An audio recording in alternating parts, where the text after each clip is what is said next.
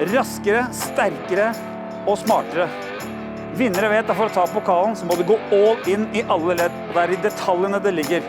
Vi dødsstolte av å jobbe med kunder som Northug, Tufte og Arctic Trucks, som har valgt å gå all in på Visma Nett som plattform og Cloud Connection. Vi her I dag for å gå all in på Visma sin Cloud Cloud. Bli med!